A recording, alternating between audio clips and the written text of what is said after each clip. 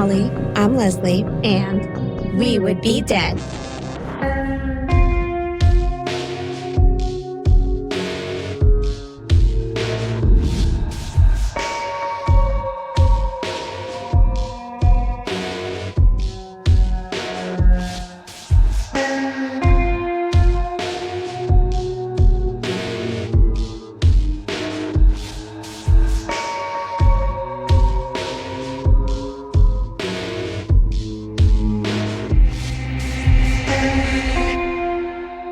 Hey, Leslie. Hey, Holly. Hey, Fiends. We're back. We're back. Hooray! Ooh, creepy. I'm so happy to be back in the studio. Me too.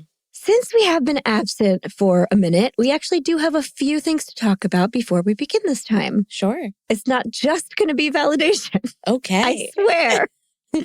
First of all, Fiends, we do owe you a little apology. Not for taking a break. Everybody needs to recharge sometimes, even me, even though I will fight you tooth and nail about it. It doesn't mean that I don't need it. Sure. So we're not sorry for the hiatus. We are, however, sorry for not giving you a little warning first. Yeah. We just went dark. I'm so sorry, you guys. Honestly, we didn't even know it was going to happen either. Until we were like, buried. Shit. Yep. I had Christmas episodes laid out and everything. We did. Like we had really everything talked out and stuff. The hiatus just kind of took us, as it were. It did. It really did. Oh my God. What that told me, though, is that moving forward, maybe we need to schedule some breaks. Yeah. Just a thought. Maybe don't go until we fall apart and have to take a month off. That's fine. Week or two here and there, probably better. Right. Because it didn't, for us, it didn't feel that way. Because shit was just happening. Yeah, no, shit was just happening nonstop. And then it was Christmas. And we were like, we never told anyone anything. No. Everyone's sick and everything's happening. We had family stuff happening. It was just like it was wild. A roller coaster of things that we just paused for a minute to handle. Yeah. Which is okay. But anyway, also it told me that I probably need an assistant. So if anyone's interested in being our social media intern or research assistant, we will pay you in good times and validation. Yeah. Validation. Not yet. But I'll pay them in that. Yeah, same. All day. We're full of compliments. Yes, we are. Absolutely. And we're fun. And you know what? You deserve it. Do deserve it. And we deserve it. Yeah. We laughed about all kinds of things before we started recording. Yeah. You could be in on that. What? Whoa. Anyway. Mm-hmm. We hope the holidays were kind to you all, whether you chose to celebrate Christmas, Hanukkah, Satanic Pizza Friday, or anything else. We hope it was great. We haven't had a Satanic Pizza Friday in a while. No, we haven't. I think we're letting down the Dark Lord. Probably. We should do that soon. Okay. I hate letting people down. I know, me too. It is Friday and we just ate a slice of pizza. We did it. So we could say we observed. I didn't even know. We're so good at it. We're so dedicated. Anywho, it's also a new year. Happy New Year. Happy New Year. Happy 2026. Leslie, did you do anything fun to ring in the new year? I read the whole Fourth Wing series. In one night? That one night you just bulldozed through it. I think I read one and finished one and started another one on the same whole. Yeah. Yep.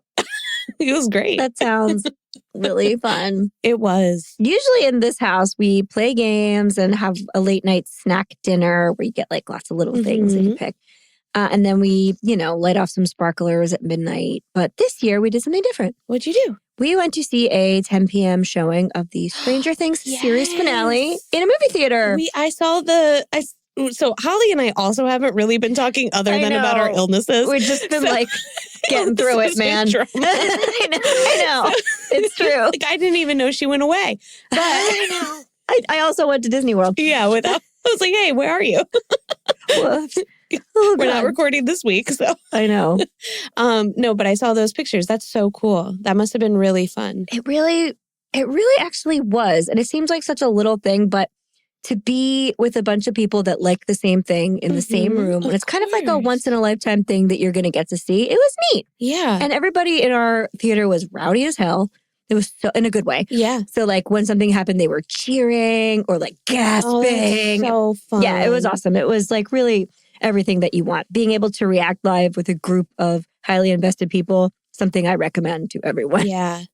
Go back to the movies. I know. And be fun at the movies. Yeah. Anyway, that leads me into today's topic.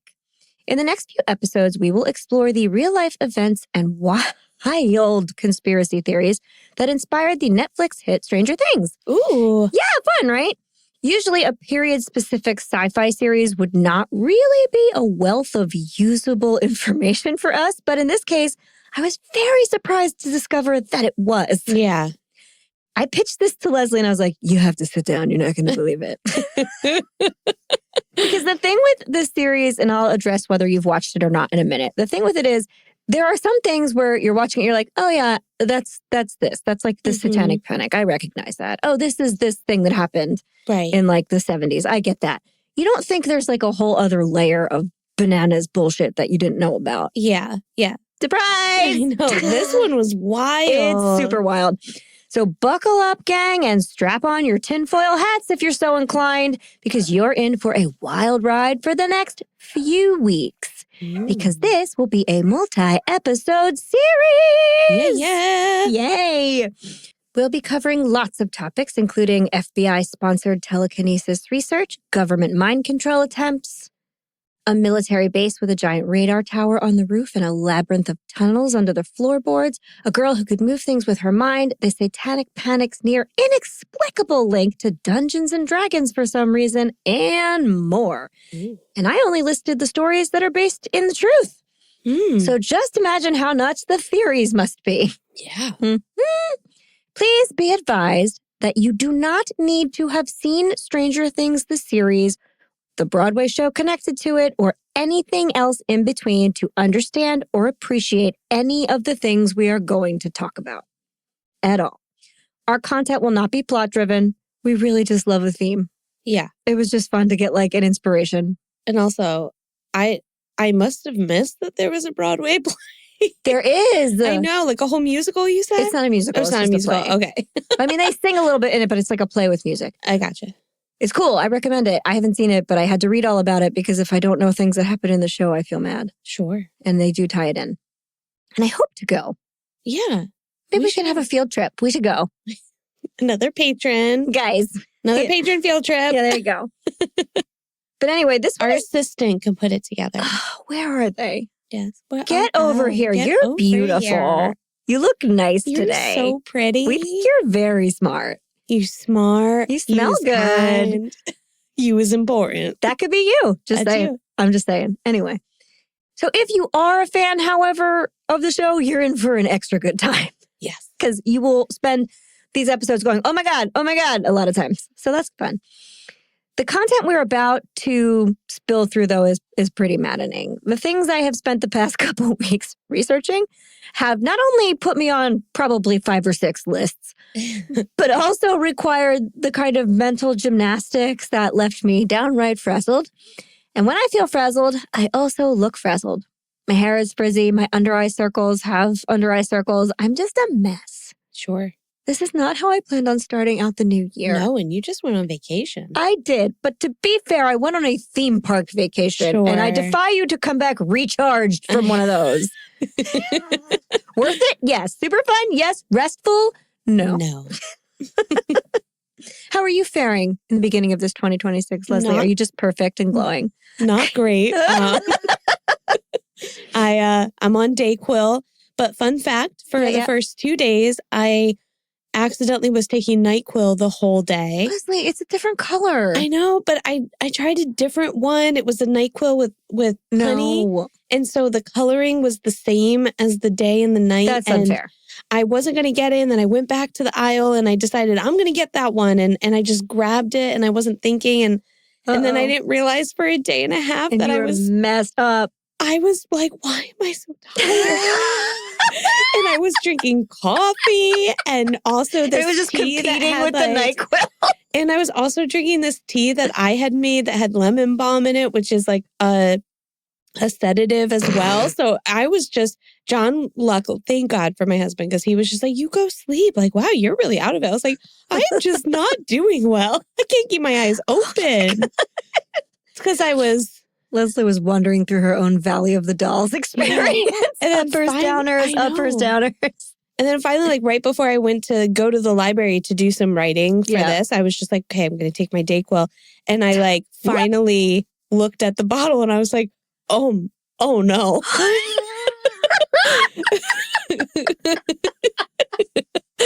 I've been taking NyQuil. I had 3 bottles of NyQuil just lined up. God, that's really funny.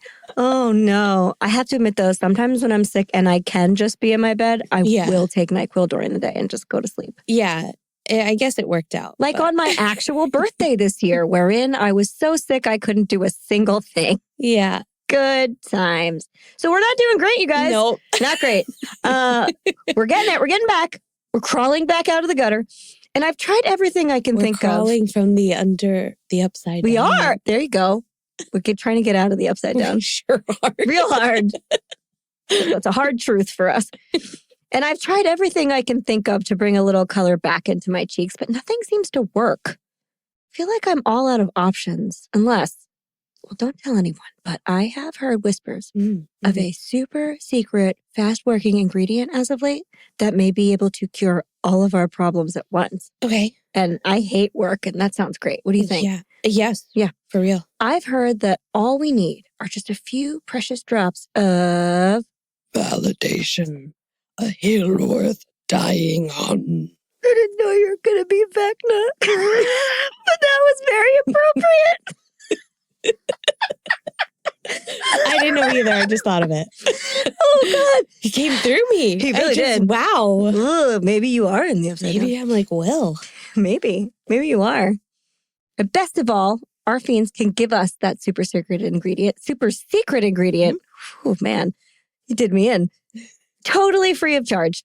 But how? now you're Yoda. No, you've crossed over. But how, you must be asking yourself in a weird voice sometimes for fun. Well, I will tell you. Simply head on over to Spotify or Apple Podcasts and leave us a 5-star rating and or a friendly review.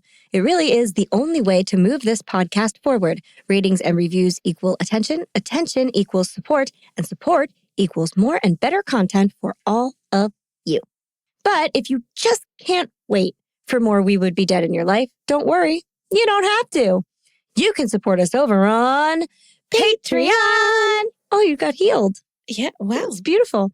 There, for just a few dollars a month, you will gain access to our entire catalog of 30-minute horror movies, our special minisodes, our weekly after show, Host Mortem, which is available in both video and audio formats. Maybe you want to see our faces. Maybe you don't. Both are okay. We won't be hurt at all. Maybe not. Maybe we will. Maybe we will. I don't know. You'll also get a special gift in the mail from us, the opportunity to participate in some giveaways, merch deals, an on-air toast dedicated just to you, and more. We also have more exclusive content in the works for you, our beloved patrons. I feel like, though I can't be certain, this series may have some offshoots because there is just so much there. So if I leave you wanting more, I suggest on joining our Patreon. There could be more there. And if our patrons have anything they'd like to hear or see from us, please never hesitate to let us know. In all honesty, we are here thanks to our patrons, so come on over and be part of the We Would Be Dead family. And if all of that is a little too much for you, you can simply follow us over on social media. We are at Would Be Dead Pod anywhere and everywhere you get your content. You can like our posts, share our posts, like and share our posts. That's the challenge in 2026. I just made that up right now. You can leave us a comment. You can post about your favorite episode. Let us know when you're listening. Tell a friend. Tell a neighbor. Tell that person around the corner who has a ham radio tower in their yard and has mentioned totally unprovoked on more than one occasion that if aliens really did come to Earth, we'd never know it. They could walk among us every day. I bet they're fun at parties. What's their name? Glenn. I just think Letterkenny Glenn. And he's like, oh my gourd, aliens. Oh my gourd. Okay, I'll take it. All right, Glenn. Okay. Then your friends and Glenn can become fiends and we can all hang out together. It'll be a weird hang, but never boring. Never boring. Never. Well, I think that's all that we have in the way of news, both past and present. Sure. Leslie, do you have anything to add before we begin? I don't. Okay. All right. No. All right, then. On with the show.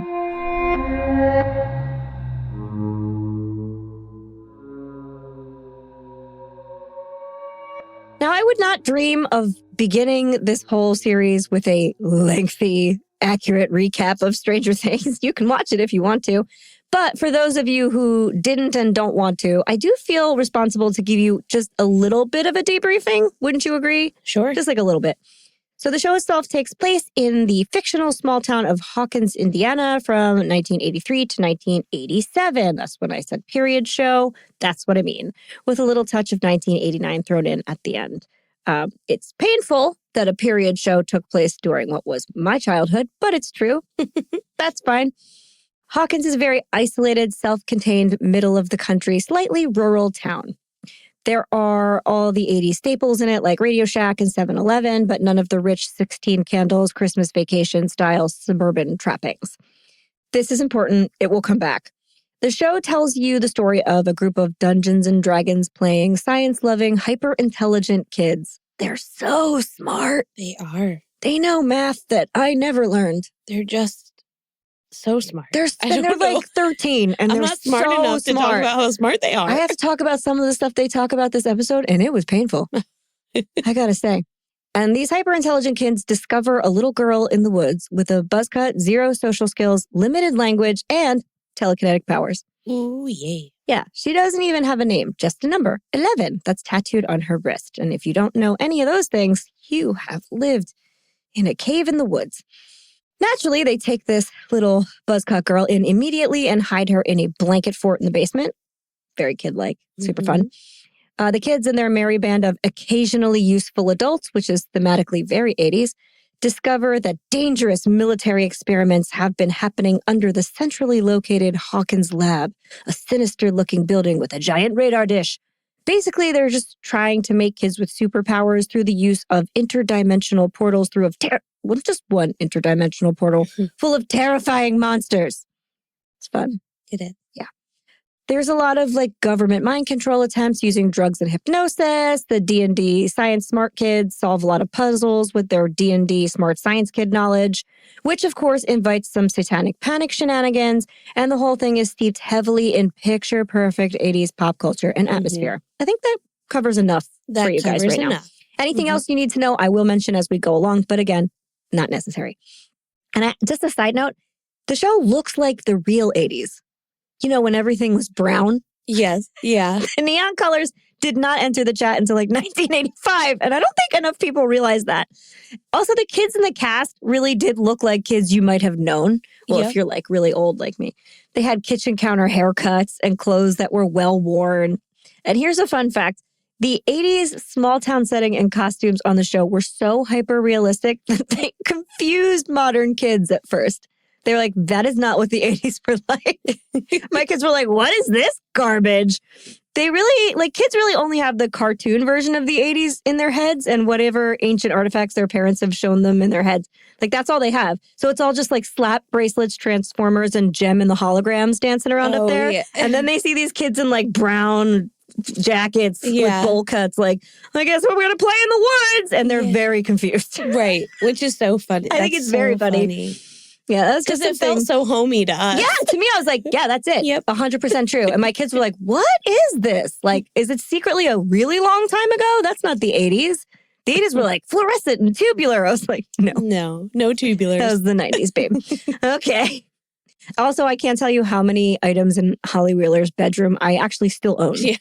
A lot of them. It's a lot. My kids were totally gobsmacked to see all the weird toys and old bedliddens that my parents trotted out when they were little, just appearing on their TV. Right. They were like, what's happening? That's at Grammy and Pop's house. I'm like, yeah, it is. Yeah. Okay. End of recap. So you guys get the vibe. You get the enough of the stuff that you need. Now, some of you may have caught on to a few glimmers of truth threaded around in there. We've mentioned the satanic panic before, and probably little bits of MK Ultra, which happens next week for us here and there. But the rest should kind of read like straight up fiction and nostalgia. That's the vibe. And it's a lot of pop culture references too. So it just kind of leads you into this like fun kids on an adventure space. In no way would you assume it was real. That's what I'm saying. Right. And I quite enjoy straight up fiction and nostalgia these days. The real world is troublesome enough. And I was getting my fill of it this November and December with Stranger Things, which could only mean one thing.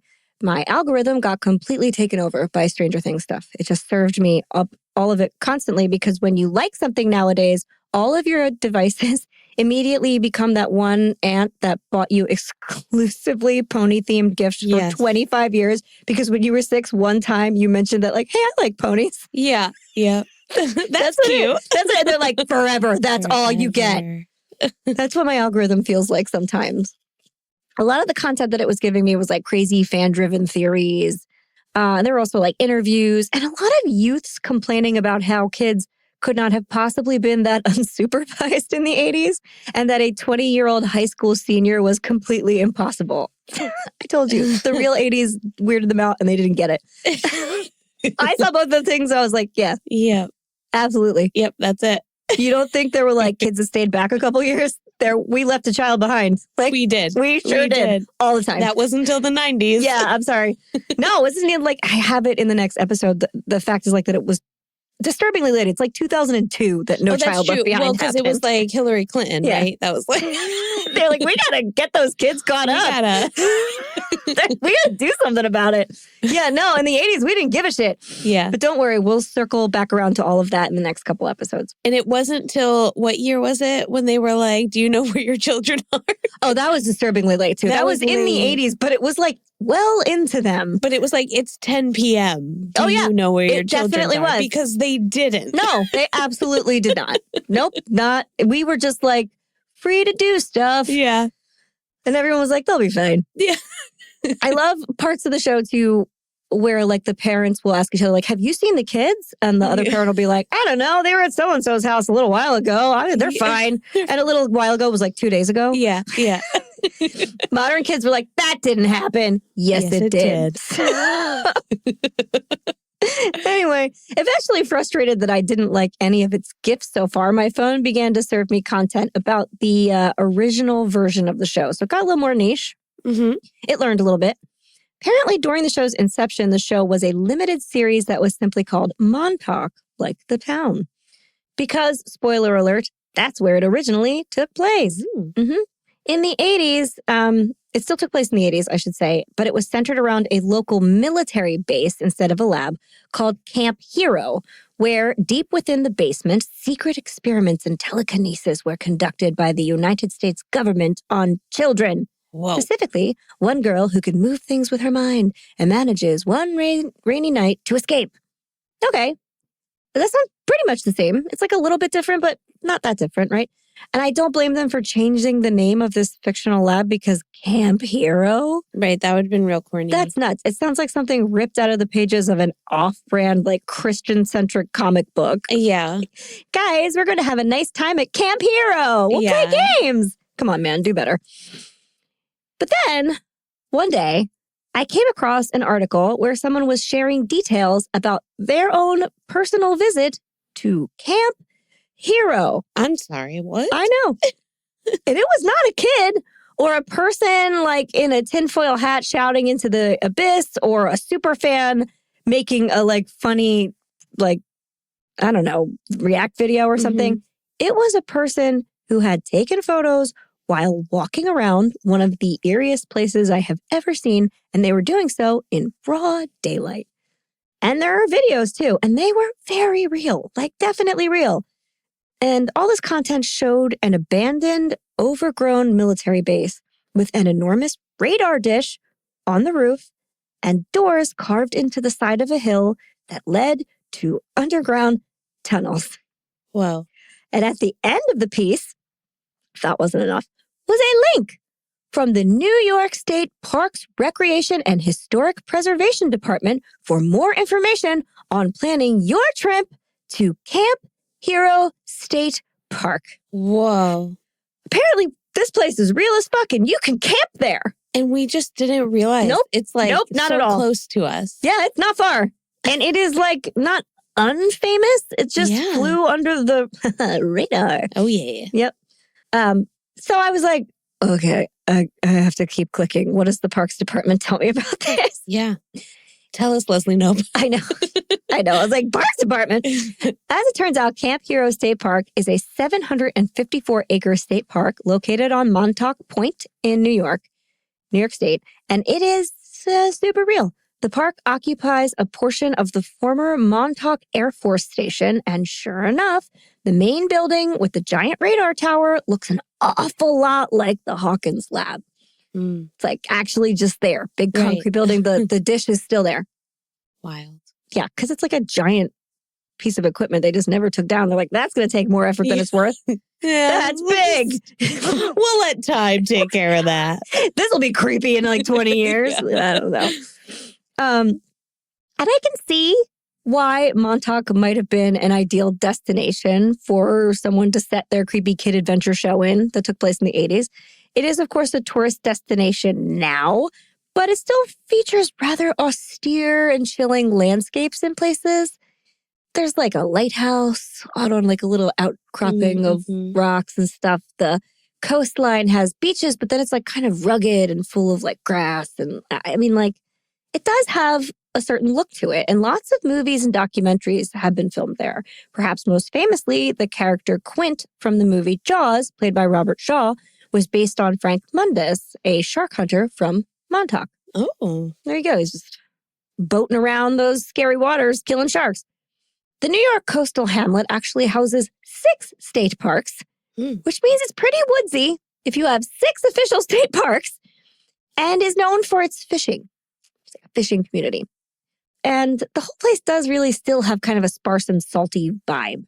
The beaches really do look like someplace where like you imagine people finding a body.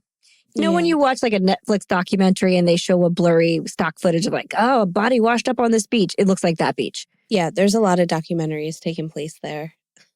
That's right. You said there were, give us a couple. Yeah. Okay. So there's a bunch of documentaries are there. So there's obviously like the Montauk Chronicles. Oh, this is about the book we talk about later.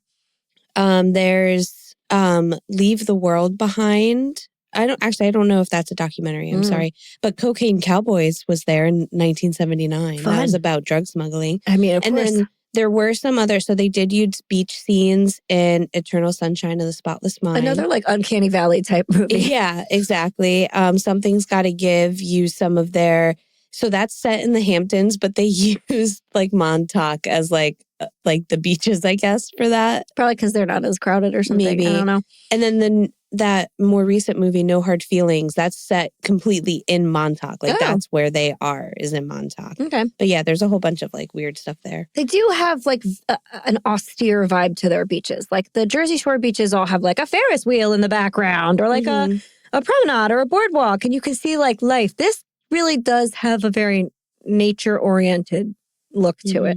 Oh, there's even a movie called Return to Montauk. Dun, dun, dun. Yeah, it looks like a romance thriller. I don't know. Hey, man, that one has everything. Yeah. What I'm saying about this place is it would be really easy to imagine the place like having some sort of interdimensional crisis and overrun with monsters, which is silly because monsters aren't real. Or are they? They are. Stranger Things, which ultimately did take place in Indiana, did, however, feature an awful lot of grotesque-looking monsters. They were kind of like weird, naked, toothy monsters. So where could that inspiration have come from? Luckily, we don't need to look very far. Just right back to Montauk for that answer. Because they do have their very own monster. They do. And usually cryptids don't have a whole lot of like science or backstory. It's just like a fun urban legend. But as this episode is full of surprises, this one just might. Yep.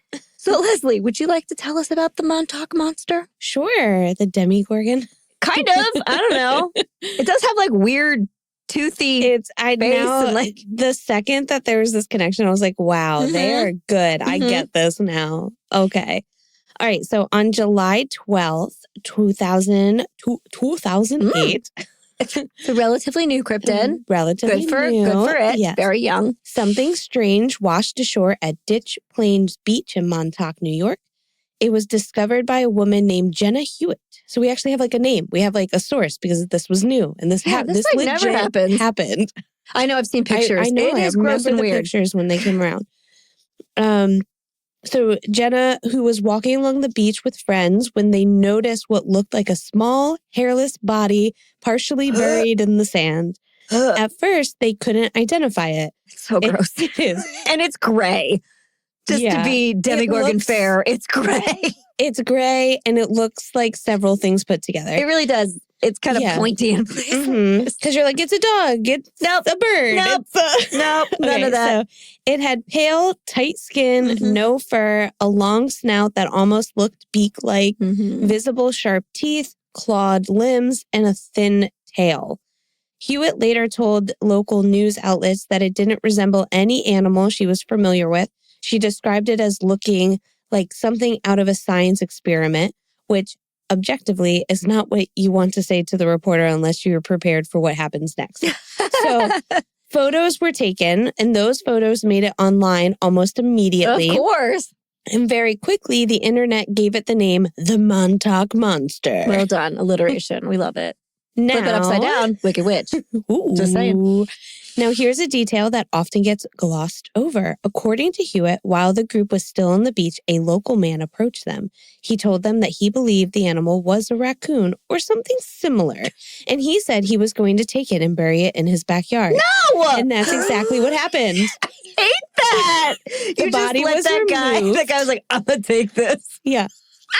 So the body was removed. No official authority documented it. There was no preservation, no follow-up examination. No one knows who the man was, and no one knows where the body was buried. And it's been confirmed, like the father of this girl is just like, she doesn't know. I swear to God, she does not know where this went.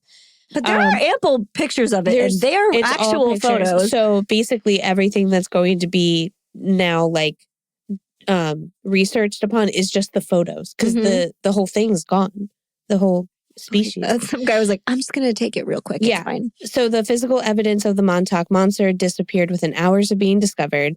And what we're left with are photographs, eyewitness accounts, and a story that landed in the worst possible location if your goal is to prevent conspiracy theories. Because Ditch Plains Beach doesn't exist in isolation. If you stand there and look out across the water, you're staring directly at Plum Island. Ugh. And Plum Island has its own history. Yeah, it does. And mind you, also, before I start here, Jenna and her friends literally go, looks like something that came from Plum Island, jokingly.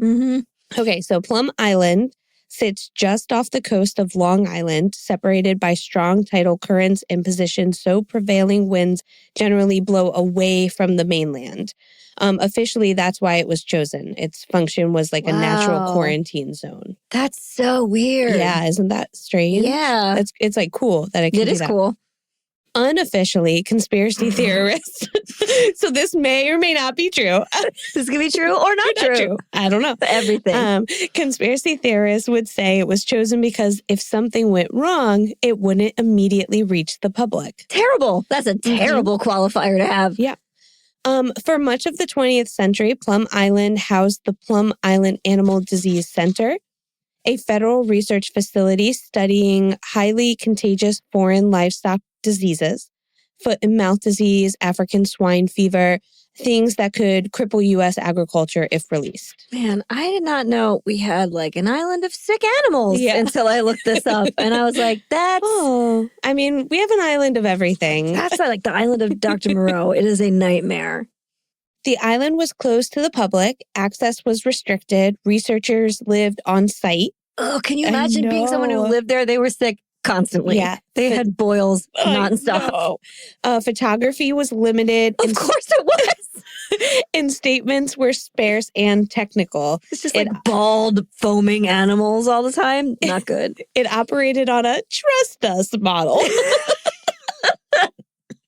Yeah. And that mistrust didn't come out of nowhere. Before it was a disease lab, Plum Island was home to Fort Terry, a U.S. Army base built in 1899 during the Spanish-American War. It remained active through World War I, World War II, and into the Cold War era. So Plum Island didn't become secretive. It started that way. That's a common theme in this episode. The military infrastructure already existed. Secure buildings were already in place. Restricted access was already normalized. And later, biological research simply moved into a space that was designed for secrecy from the beginning. Adding to the unease, some early biological research in the U.S. after World War II involved scientists brought over through Operation Paperclip. Oh, that gets mentioned a lot. Yeah. I might have to talk about it. German researchers with experience. So this was German researchers with experience in biological and animal disease studies. There is no evidence. So this is true or might not be true. Okay. That unethical experimentation occurred on Plum Island. But the overlap of military secrecy, biological research, and Cold War anxiety did not help the public confidence. Also, if they were genuinely Operation Paperclip scientists, they were not just German. They were Nazis. Right. Because that's what we brought over with Operation Paperclip. Yes. We hired Nazi researchers and Yes. scientists. Mm-hmm. So we may or may not have done It this. could be true or it could not be true. I don't know. Then there are environmental questions. Plum Island researched diseases spread by animals, ticks, birds, insects. Birds migrate freely between Plum Island and Long Island, and those that aren't in America. So Long Island is also New York. They just didn't think about that. They were like, oh, birds come here. Yeah, exactly. Whoops. So small animals don't recognize quarantine zones. Of course not. They just don't know. Right, and birds eat They're animals just little sometimes. birds. I They know do animals. Some of them are big. probably shorebirds. Like ospreys are pretty big. They'll take a little animal right off the ground. They'll do whatever the fuck they want. They sure will. There's eagles around here. Yeah. I'm saying. America. Eagles that have now mutated to be monsters. Monster. Monster eagle dogs. Oh no. Maybe. Maybe. Over the years, Long Island has seen outbreaks of Lyme disease and West Nile virus. Obviously. Yes, it, just happens. My dad has Lyme disease, so I wonder if he was on Plum Island. Maybe. Maybe he was. Greg. A researcher. What are you doing? I don't know what he did. Okay. There is no scientific proof linking those outbreaks to Plum Island, though. So, it could be true, could not be true. Mm-hmm. I don't know. But conspiracies don't require proof. They require proximity. Mm-hmm. And then there's timing. In 2008, the same year the Montauk monster washed ashore, the federal government announced plans to shut down operations on Plum Island and eventually sell the land, citing aging infrastructure and the construction of a new facility in Kansas. Who is buying that shit? It's just filled with escape animals and disease because they're not going to get rid of all of them. You don't know. Oh, I know. We don't know. That announcement did not calm anyone. Of course it didn't. Because from the outside, it looked like a secretive island with a military pass, a biological research program, and decades of restricted access was quietly packing up and leaving. Yes. So when a strange, hairless, unidentifiable creature appears on a nearby beach, is photographed by civilians, removed by an unknown local, and disappears forever, it stops being just a raccoon. Yeah, for sure. And to be clear, scientists who reviewed the photos say the explanation is simple. It was almost certainly a raccoon. Decomposition and saltwater exposure can remove fur, distort facial features, and make familiar animals look deeply unfamiliar. Sure. That explanation makes sense, but conspiracies live in the space between reasonable and unsettling. They live in secrecy. They live in restricted islands. They live in military ruins and closed labs. They live in bodies that vanish before anyone official can take a look. Oh, they definitely do. So yes, fine, it was probably a raccoon. But it was a raccoon discovered by a civilian, photographed before authorities arrived, taken by a stranger, buried in an unknown backyard, and forever linked, fairly or not, to one of the most secretive islands on the East Coast. And once you start asking questions about Plum Island, the Montauk monster stops being the story. It becomes the invitation, Holly. Ooh, good line. Also, didn't they have a couple incidences where animals got out? Yeah, I think so. It didn't go well. It didn't go well. They're like, some people have their animals have this dormant foot and mouth disease that we have eradicated in the United States, except for on Plum Island. Yes. The only place where that lived. Yeah. So they had to get out. Yeah. And aren't there theories that Lyme disease was created there? Don't some people say that? Yeah. Bonkers. I know. And the last point I will add is that I am a very science-driven person. I'm a terrible person to talk about cryptids with because I can almost always talk you out of it. Sure. I have seen this picture. I have never seen a raccoon or a raccoon skull, which I have seen several of, with a beak. This is what I want to know. It looks like it has a turtle beak. Like, I feel like they just said that this is what can happen.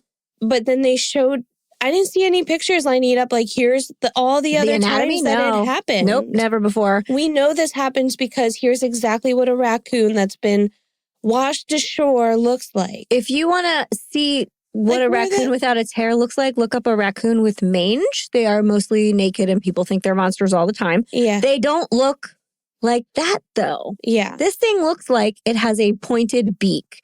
Like there are people who suspect it was a turtle that didn't have a shell or was born. They're like, it lost its shell. They're like, turtles are, the shell is part of their body. It's not just like a little fish inside a shell. But like, it wouldn't be, it would just be a dog inside a shell. I know. It's so weird. But this thing is like inexplicably weird. It's really weird. Yeah. And I mean, obviously I know that like it was in the Long Island Sound, I guess, for however long. So I don't know, but there are so many animals that spend long periods of time in bodies of water that are recovered later. They are not bare naked. Right. There is fur that still exists somewhere. So this is one that you're not sold. Like, no, I'm not. I think might be a monster. No, I don't necessarily think it's like or like an experiment. I think it's some kind of thing that went wrong on that island. I really do. I think it was sick in some way, or it was born like it had parents that had sicknesses, and so it was born mutated. Sure.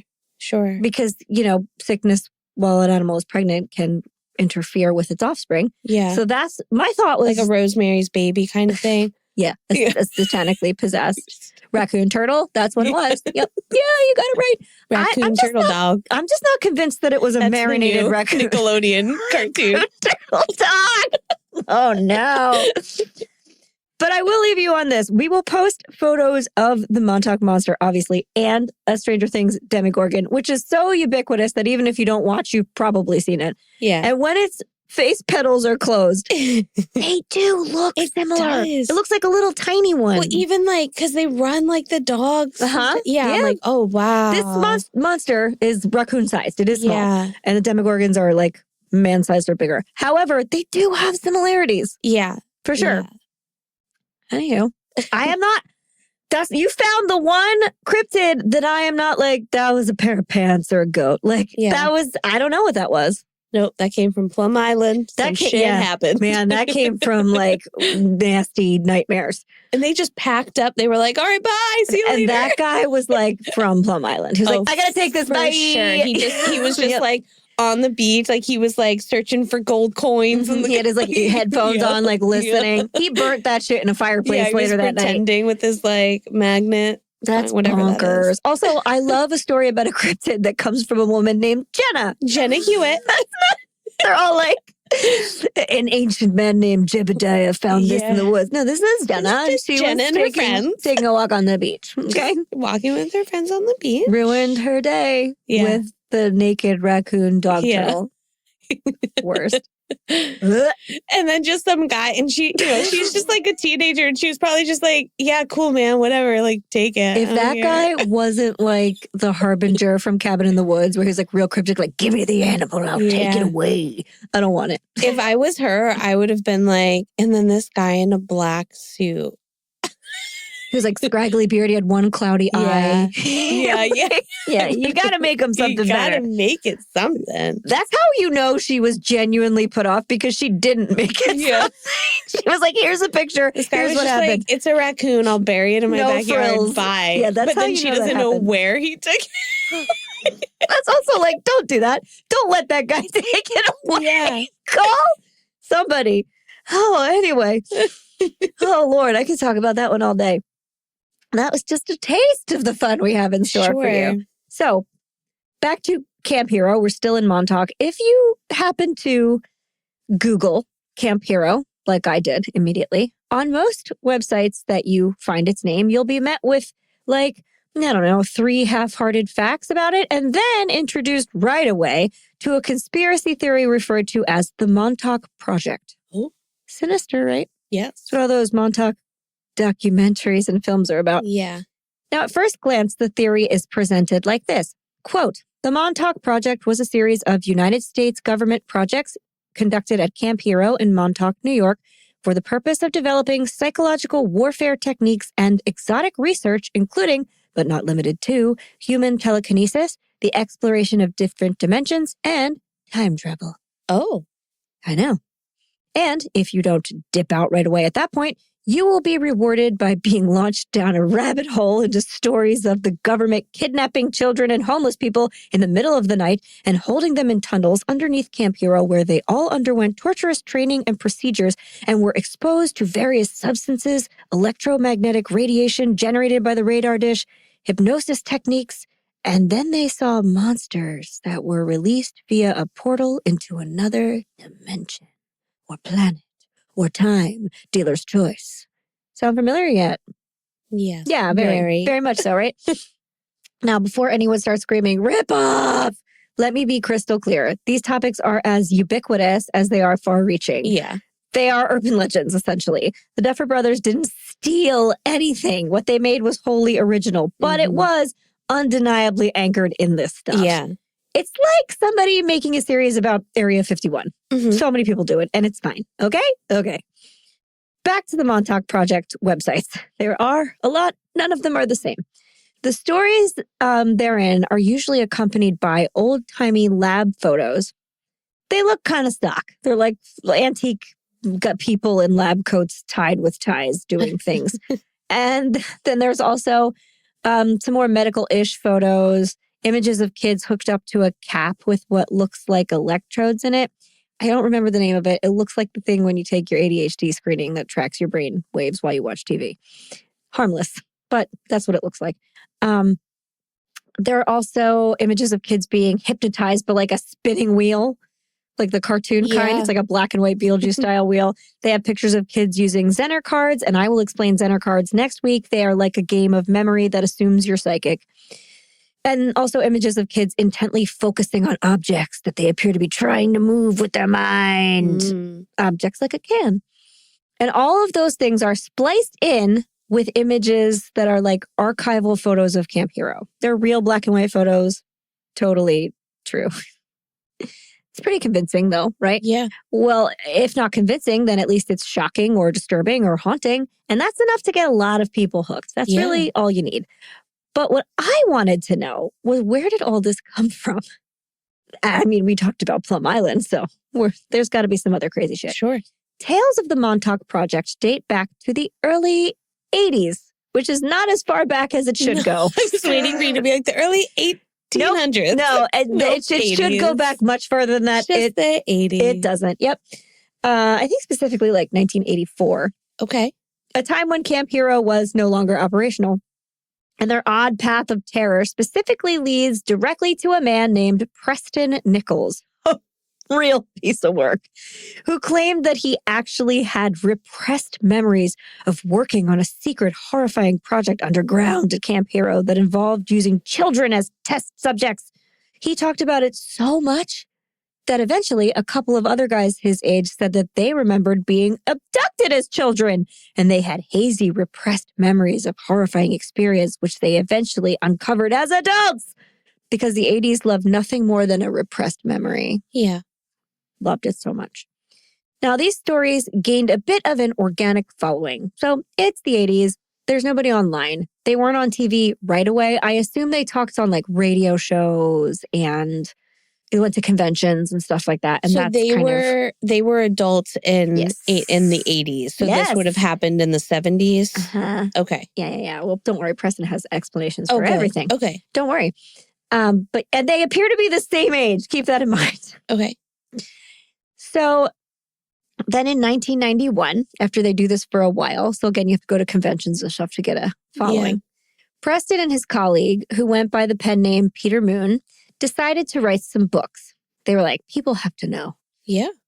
The first of which was published in 1992. Disclaimer, I did not read any of them. They would have filled me with a rage that I can't describe, and that is counterproductive. The books are called The Montauk Project Experiments in Time. If you want to read them, be my guest. They are not for me. I cannot suffer fools for hundreds of pages. It makes me break things. But lucky for you, I am also nothing if not thorough, so I have read and watched multiple accounts of these guys talking about it. They are really something else. And I've also done a bunch of other boring legwork you don't need to hear about. The links will be in the show notes as per usual. So let's go through this tomfoolery, shall we? Sure. To start, these books are written in a first-person journal entry memoir style. Nice. So somebody's direct report. They are illustrated with real photographs of the base mixed in with crude drawings of these alleged project's electronics. So we can really see that the internet does not have any original ideas. They just did the exact same thing. This method of storytelling, though, does create an immersive experience that some might call a false sense of reality. Because you can see Camp Hero, and you can go look at Camp Hero, and then you have all of these pictures that are supposed to take place in that real place, and your brain's going to go, yeah, that's right. It's a very effective trick. The following story is not told in a linear fashion, which further distorts the reality that they provide. Because you have to like cross-reference everything in your mind so that you're so confused you kind of go, okay, I'm just going to keep going with it. There are many arms to this strange octopus, but I'm going to tell it in chronological order because I care about all of your sanity. So it begins with something called the Philadelphia Experiment, aka Project Rainbow. Stranger Things fans, there were a lot of rainbows. Just remember that. Lots of rainbows. This story is also a standalone theory that Preston Nichols did not lay out from scratch. This isn't his. He stole it. And it was made into a movie. And the whole story is the basis of the Stranger Things Broadway show. Okay. It's called The First Shadow. And the story goes like this. In 1943, the United States Navy wanted to see if they could make an entire ship disappear. Not just out of the blue or anything. The story goes that after discovering some unpublished theories by Albert Einstein, Navy scientists believed that if they applied these theories, invisibility could be possible. Mm-hmm. Which would have been pretty advantageous for the United States Navy. Yeah. They could make their boats invisible. That'd be pretty good. That'd be great. We'd win all the wars. The experiment was allegedly based on an aspect of some unified field theory. It's going to get boring for a hot minute, you guys, but it's important. This is a term coined by Albert Einstein to describe a class of potential theories which would aim to describe mathematically and physically the interrelated nature of the forces of electromagnetism and gravity. Confused? So am I. So I tried to dumb it down a little bit for myself. So let's see if what I came up with is helpful. I'm sure we have science people out there who will happily correct me, but for now, I'm going to give it a try. In physics, a unified field theory, or a UFT, is a type of field theory that allows all fundamental forces of nature, including gravity, and all elementary particles to be written in terms of a single physical field, aka everything that happened or will happen exists in the same space. Or in Einstein's own words, quote, "The distinction between past, present, and future is a stubbornly persistent illusion." His theories showed that simultaneity is relative.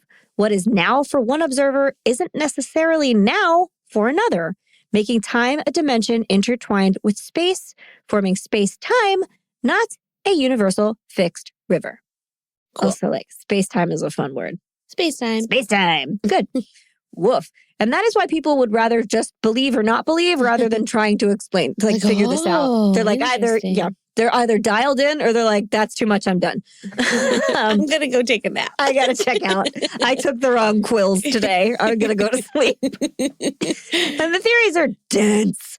And if you use enough obscure words and terms in a row, a lot of brains will just like shut right off. Sure. So, and that admittedly makes it hard to argue with. I promise, though, the super sciencey part of this does not last the whole time. Back to the story.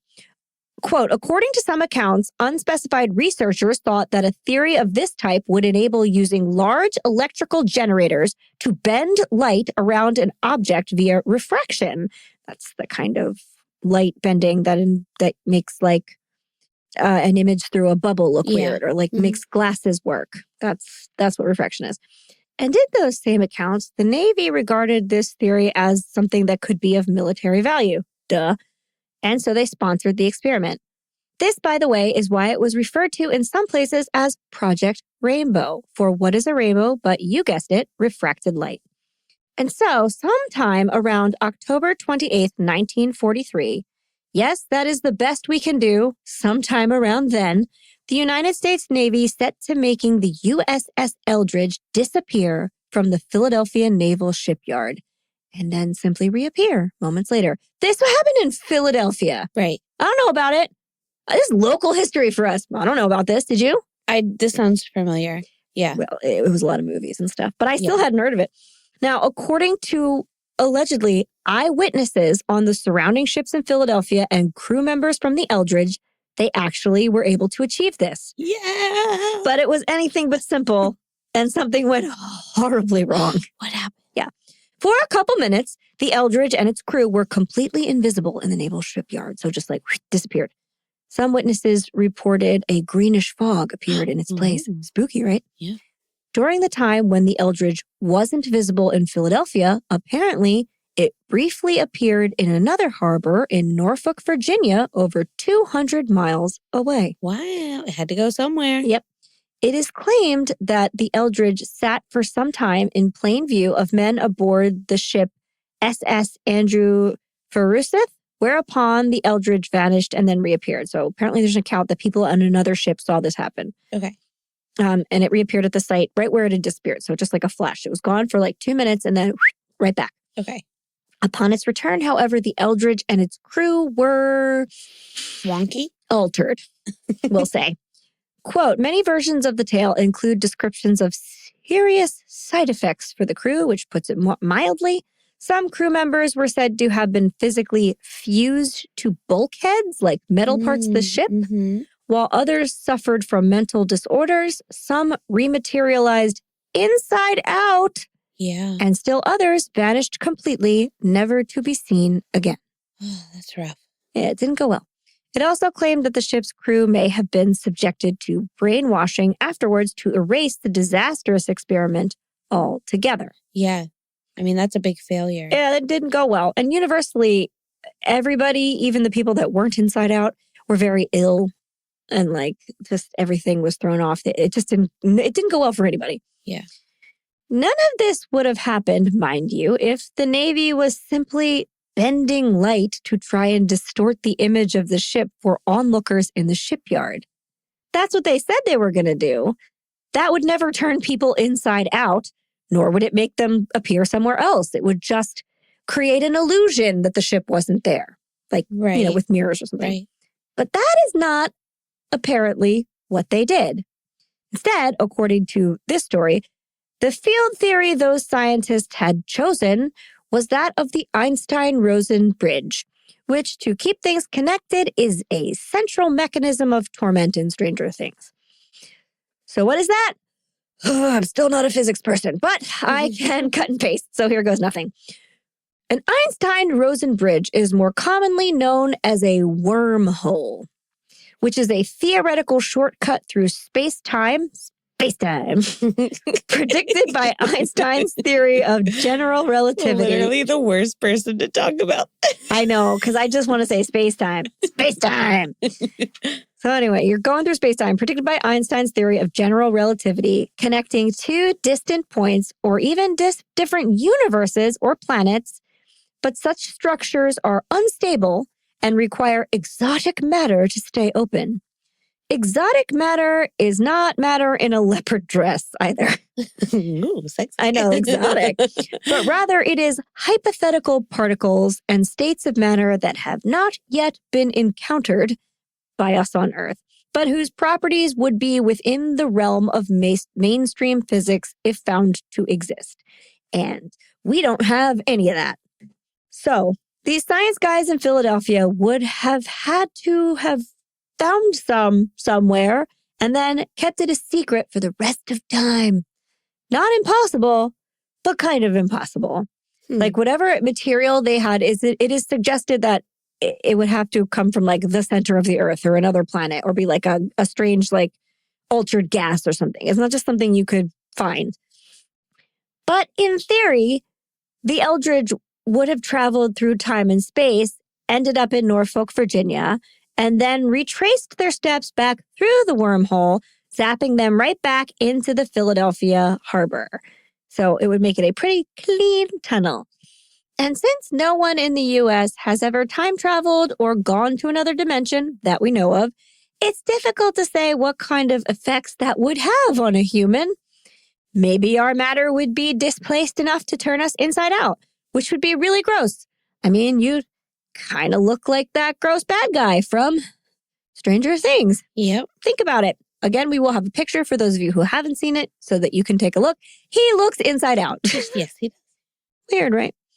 Considering things didn't really go as planned, the Navy decided to halt their interdimensional experience for the time being and limit their scientists to creating stealth technology that would render military vehicles invisible to radar and radar only. Remember, radar is a key word here because we have a giant radar dish.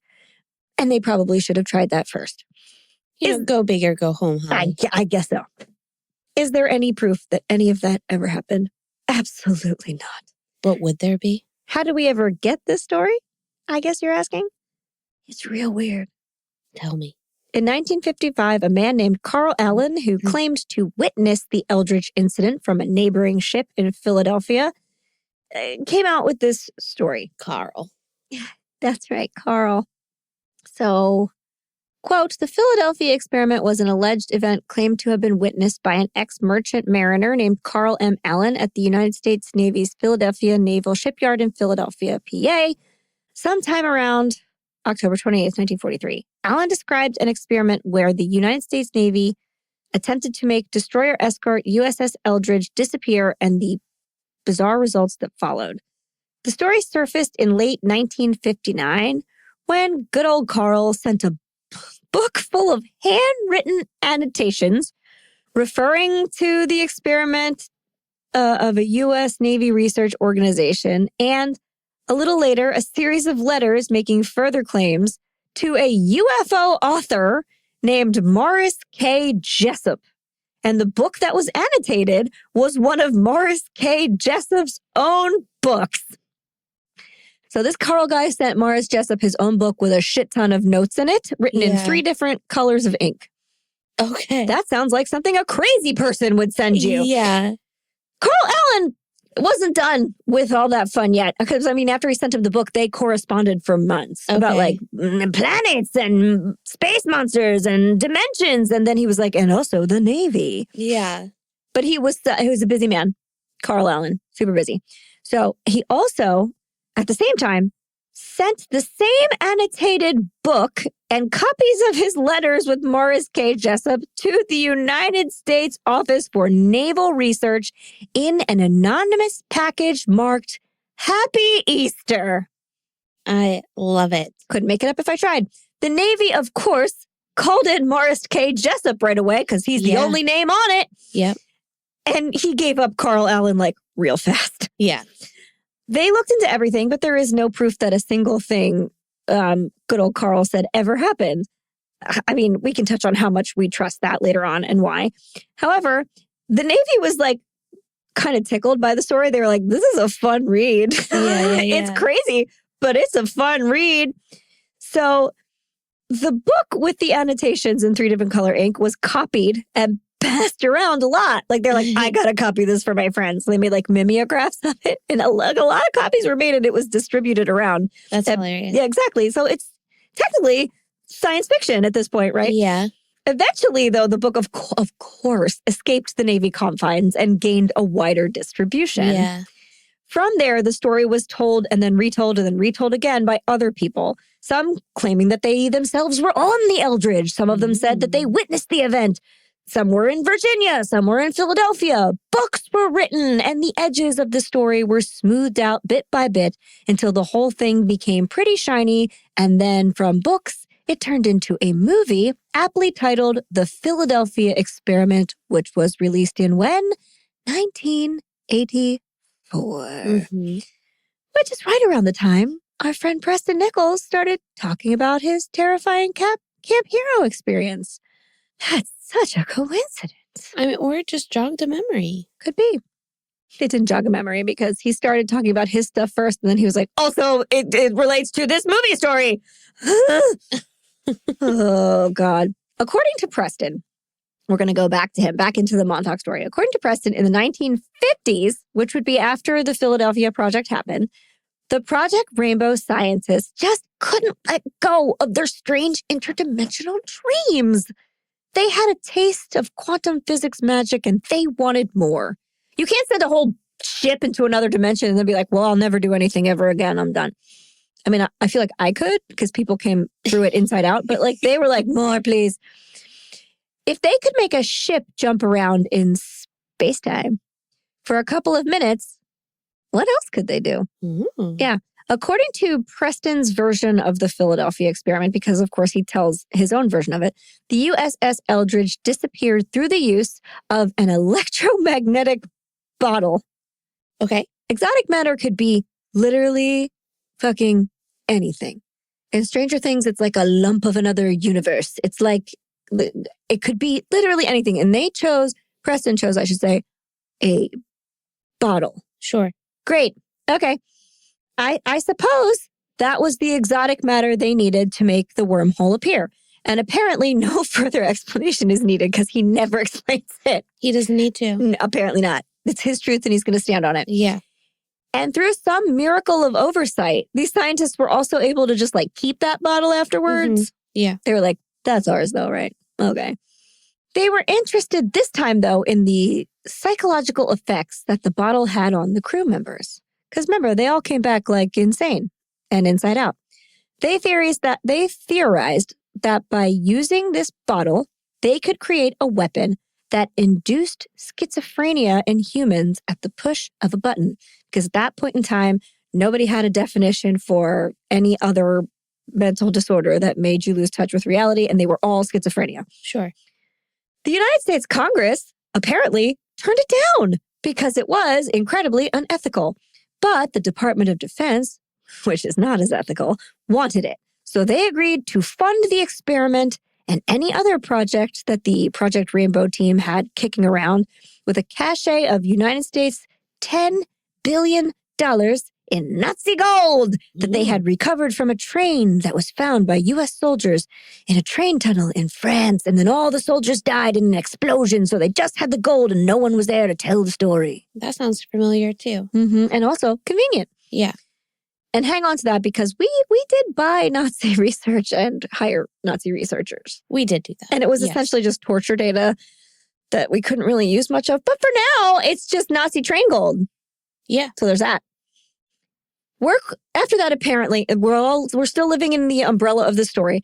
After that, work was begun at Brookhaven National Laboratory on Long Island, which I believe is also real, under the name Project Phoenix. But it was soon realized that the project required a large radar dish, which they did not have. Again, think of that right away, not after you already started. Now, where could they find a large radar dish? I know. Do you know? I know. Camp Hero? That's right, Camp Hero, which had a complete semi-automatic ground environment, SAGE, radar installations. They were hooked up. Wow. Yeah. And nobody was using that shit, apparently, so they were just like, go Ted, take it. Get on in there. Yeah. So their equipment was moved to Camp Hero with their like bottle of mysteries. Sure. At the Montauk With base. their six-pack. Exactly. They're like, got a lot of bottles of mysteries. In the late 1960s and installed in an underground bunker beneath the base where all the most secret and sinister experiments were conducted, which began in earnest in the early 1970s.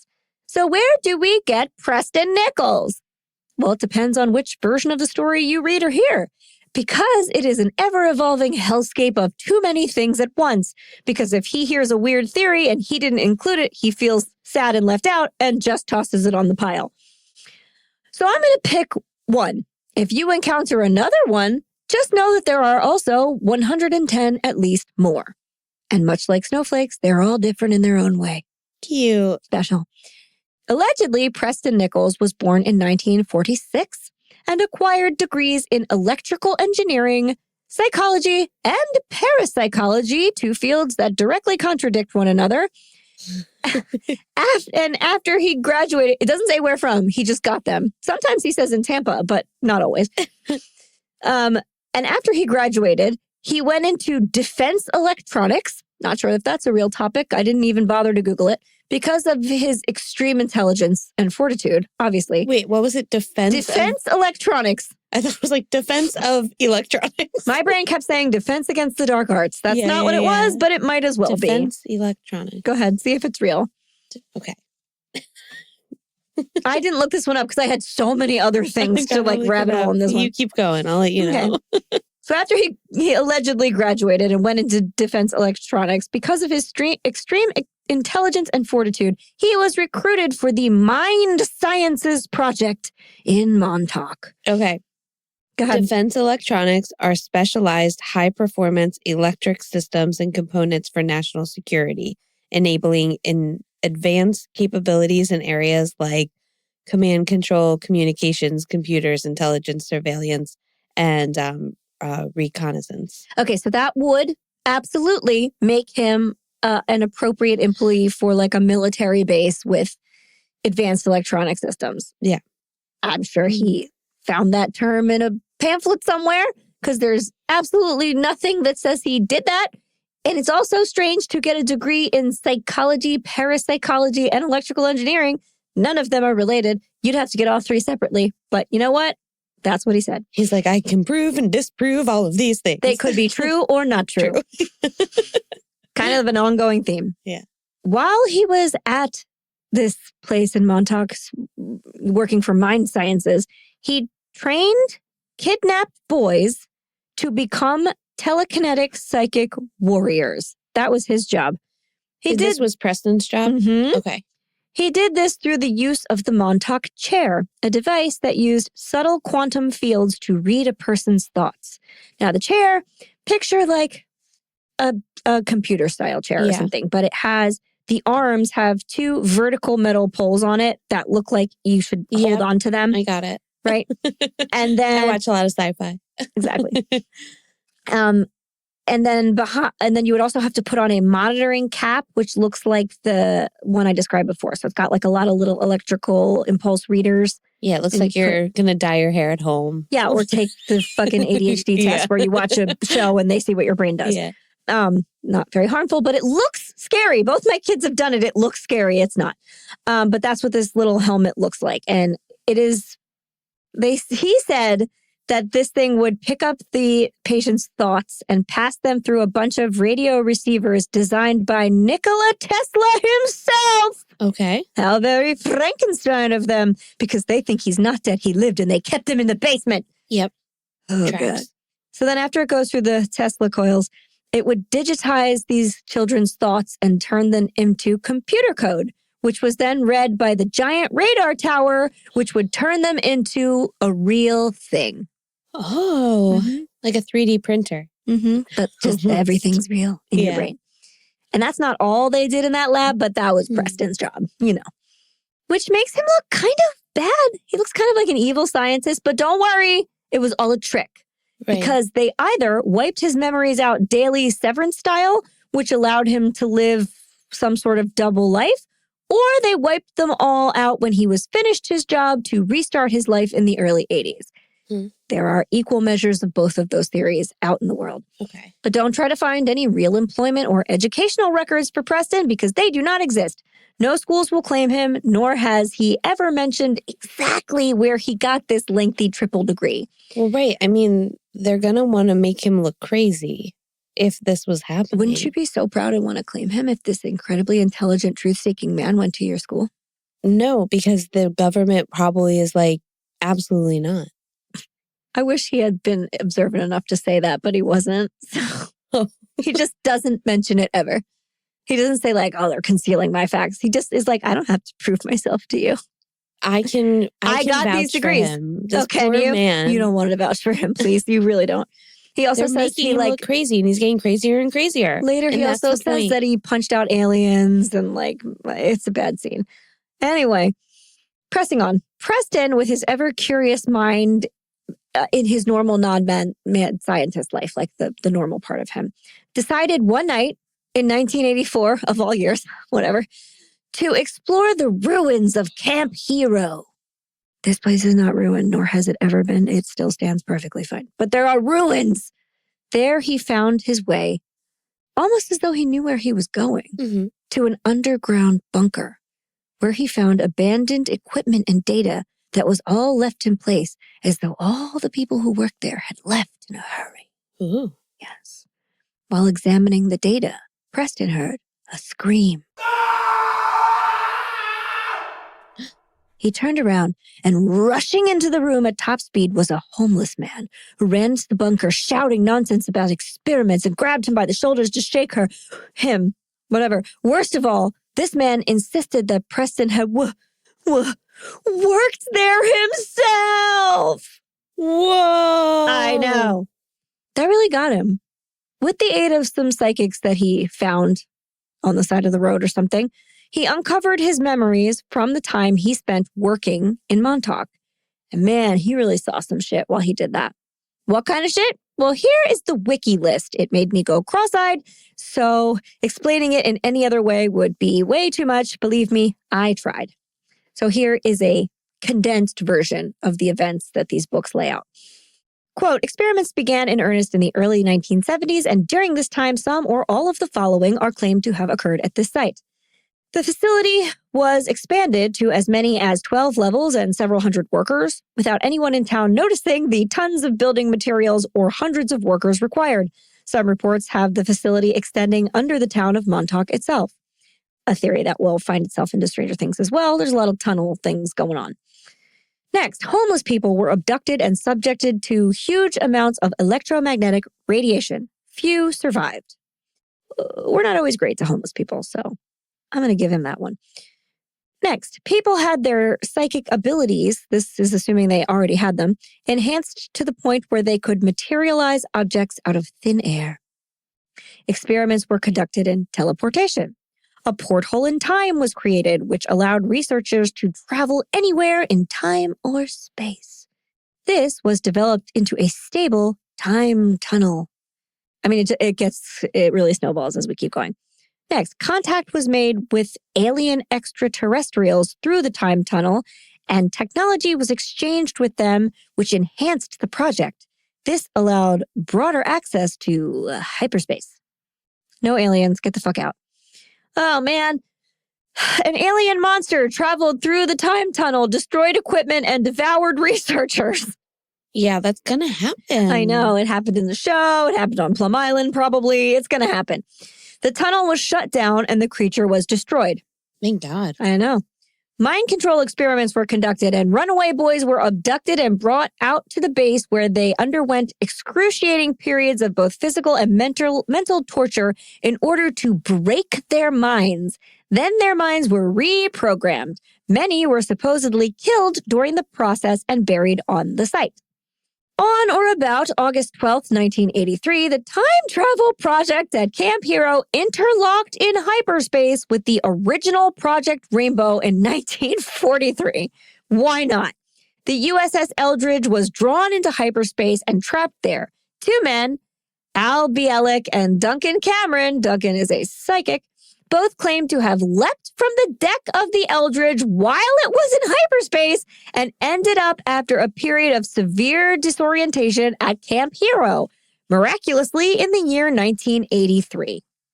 Staff from the Camp Hero site traveled to the USS Eldridge and shut down the generators, causing the ship to return to the Philadelphia Naval Yard in 1943 and causing the time tunnel to collapse. So they saved the day. Oh, good. I know. Metahumans and experiments in special serums to create such individuals were tested there. Okay. After the experiments were completed or the destruction of the facility, depending on which book you read, the facility was closed for good. All the staff were brainwashed, shot, or sworn to absolute secrecy. Who are the ones they trusted? And all records were destroyed. Now, you'd think that would be enough. It's an awful lot, right? Busy people. But Preston just piled it on in other books because he needed every experience that anyone talked about to also be his. So here are some other things that were claimed later on. Filmmakers were brought to the facility to begin work on a project that would culminate in the moon landing hoax. So they filmed the moon landing in the basement of Camp Hero. Okay. Early work on inventing the internet and its implementation were undertaken there.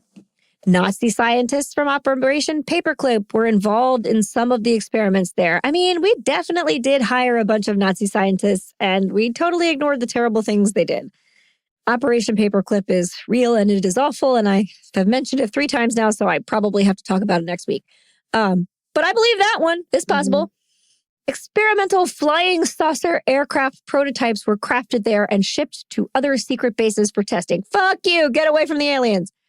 Bioengineering projects undertaken there eventually created, are you ready? The Jersey Devil. Yes. No, the Jersey Devil predates all of them. That's true. He came about in the time of Ben Franklin. How did they say they made him? Time travel, I guess. Black helicopters were manufactured and flown there. Okay. Nikola Tesla, whose death was faked in a conspiracy, was the chief director of the operations at the base. No, Nikola Tesla absolutely died. Mass psychological experiments such as the use of enormous subliminal message projects and the creation of the Men in Black to confuse and frighten the public were invented there. Every conspiracy theory wants to own the Men in Black. They want them so bad. The Mothman wants them. Everybody wants them. And finally, the AIDS virus was created there. Now, this research did not make me necessarily believe in wild conspiracy theories, but the stuff we talk about next week makes me believe that maybe we did make AIDS. And I'll just leave that as a teaser because I am a very science-minded person and I never latch on to shit like that. And I have read stuff that was in actual declassified files that made my jaw drop. Yeah. That's a teaser for next week. Yeah. So there's a list comprehensive enough. There's definitely more out there and stranger and just more divested from reality, but you're going to have to find it for yourself. So should we trust Preston Nichols? Absolutely not. Get out of here. You just don't want to believe in aliens, Holly. He even said that he was untrustworthy himself. Of course he is, but because shit happened to him. This man is not good. I'm just saying when... I'll go with you on the monster ride. Things could have happened to him. There could be some truth in what he's saying. And then because he's so messed up in the head and people are coming at him like, you're lying, you're insane, we're not claiming you. You didn't go to college here. You didn't do this shit. He's like, but I did. Did I? Did I not?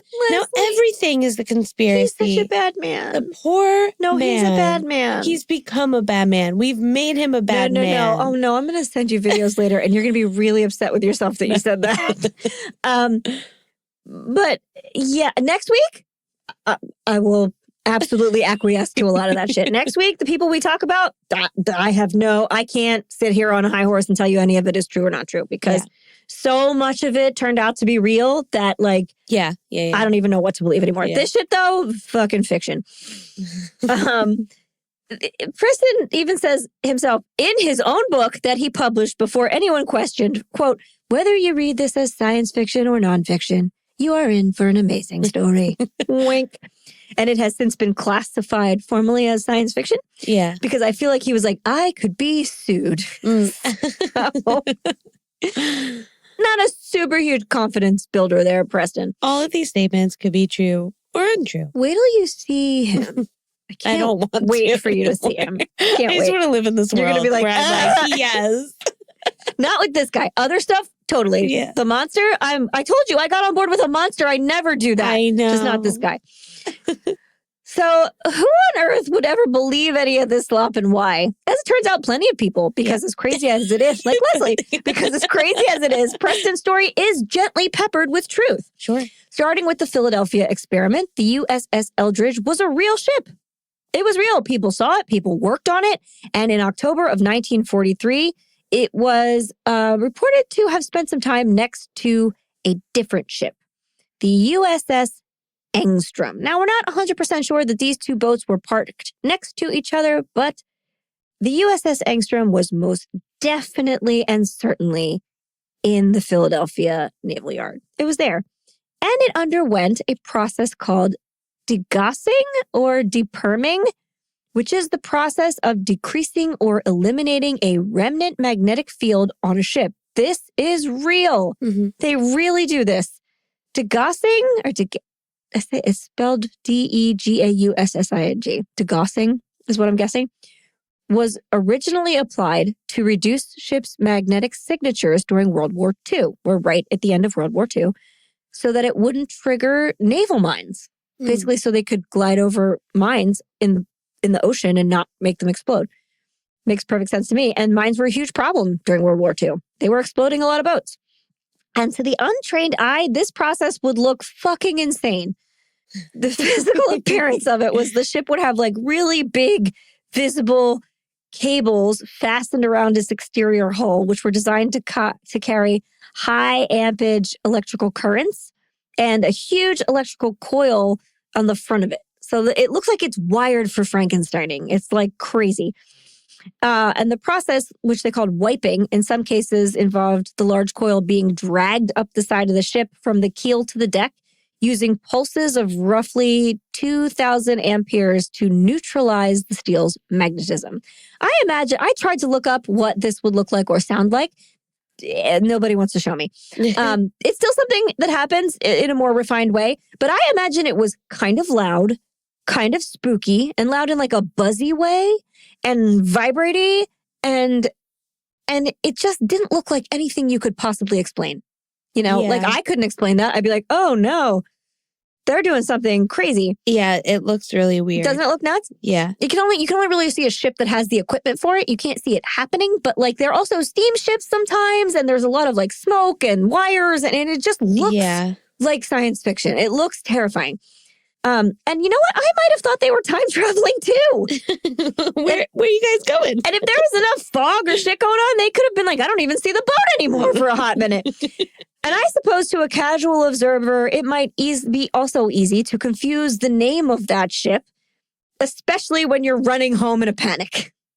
So you can see how such a story would get tumbled around and seasoned with fiction and become what we heard.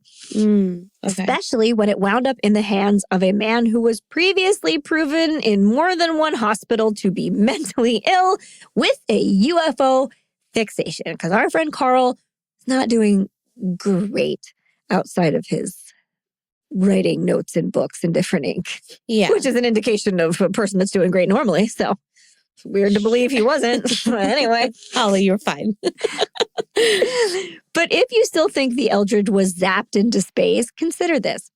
The Eldridge was a real military ship. There are ship logs and travel records. And I have some bad news for everyone. It wasn't even in Philadelphia or Norfolk at the time. The USS Eldridge was not commissioned until August 27th, 1943, and it remained in port in New York City until September of 1943. The October experiment allegedly took place while the ship was on its first shakedown cruise in the Bahamas, so they were like somewhere way nicer. So they want you to believe. Okay. If you really want to believe something like this occurred, you have to hop aboard the theory that it was a different boat and they just got the name wrong, just so you know. Just so you're getting your conspiracy theories that you wholly believe in right. I'm just saying, like, it wouldn't be the first time that we, like, rewrote history. Okay. Or altered things. People who actually worked on the ship at the time were all accounted for. None of them were inside out or had to be dug out of the hull of the ship. But if we're talking about the wrong boat, anything could have happened. Mm-hmm. But fiction embedded in fact will always have a longer reach. It's having a longer reach right now because it gives us just enough to maybe believe. Right? But Preston talked about a lot more than just that. What about Camp Hero? Deep breath. There are over 1,200 pages of declassified Camp Hero documents archived online as of today because, in reality, it was constructed to defend the United States coastline in the event of an attack during wartime. And as such, it was armed to the teeth, and I mean heavily armed, and cleverly disguised. The Camp Hero you can visit today was commissioned by the U.S. Army in 1942, and the name had nothing to do with heroes, super or otherwise. I kind of feel bad for assuming that. Camp Hero was named after General Andrew Hero, the Army's chief of coastal artillery in the 1920s and 30s. So it was named after a guy. It was named after Mr. Hero. What if you were Mr. Hero? That would be cool. That would be great, right? Lucky. Wow. In the 40s, Montauk was not yet a tourist destination. It was pretty vacant. The land that was to become Camp Hero, as you kind of talk about when we talk about Plum Island, had been previously used as a training ground by the United States Army during the Revolutionary War, the War of 1812, the Spanish-American War, World War I, and World War II. So that whole area was just like Army shit going on like crazy. At the end of World War II, when the United States military was on high alert for German U-boats, this Pearl Harbor time, Camp Hero was built. Its location was chosen to prevent a potential invasion of New York from the sea, which is fucking scary and probably why it wasn't talked about a whole lot. The camp was not one building at that time, though. That would be a terrible disguise. It was actually many buildings. The whole thing was designed theatrically to look from the air as though it were a small, insular town, a little village, exactly like Hawkins. There you go. There was a fake town square, fake storefronts, fake houses. They really did it up.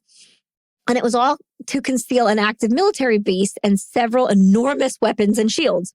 According to the United States Army Corps of Engineers website, quote, it was utilized as a coastal defense installation to defend approaches to New York via 3 self-sufficient batteries, Battery 112, 113, and 216, and supporting facilities. Guns included 2 M1903A2 6-inch shielded guns and 4 Navy MK IIM-1 16-inch casement guns, which means nothing to me. I'll explain it in a minute.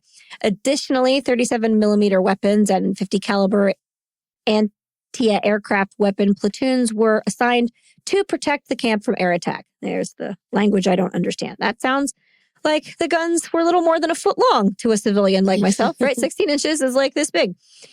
But that's because I don't speak gun or army, but I do speak photos and they tell a different story. These guns look more like gigantic cannons protruding out of batteries constructed into built-out hillsides. There are photos of men standing on them, and the men look small. 16 inches was just the measure of the bore, which is little man. It's a little man. And one of them has a dog. Oh, it's really cute. Miniature dog. It's just like a tiny dog and a man on a big gun. So the bore apparently is the chamber the bullets pass through right away. I can't figure out precisely what they're measuring. It might be diameter, but it doesn't matter because here's the truth.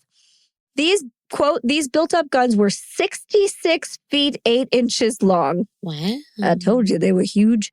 50 times their 16-inch bore. Don't know why they're calling them 16-inch anything. Boggles my mind.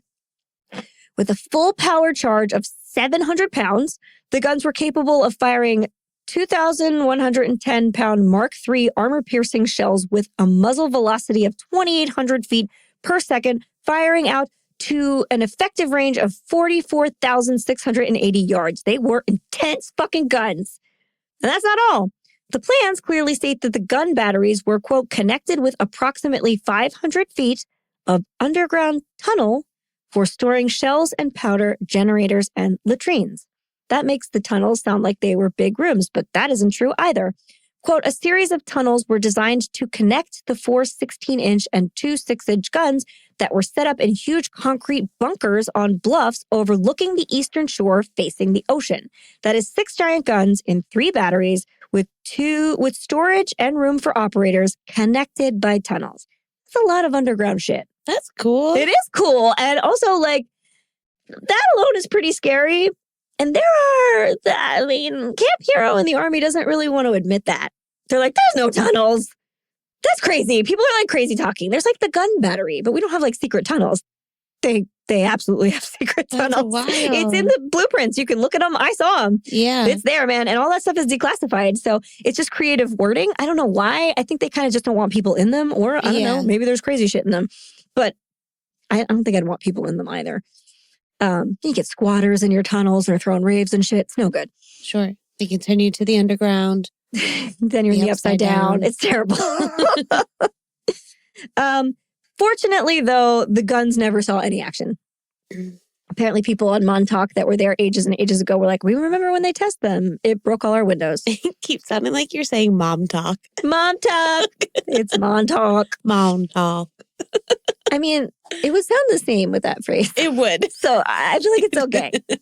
1940s Montauk was like, oh my God. Oh my God. That sound was so loud, it broke all our windows. Anyway, after World War II, things changed. The sea was no longer our only concern. The United States wanted to also monitor the air.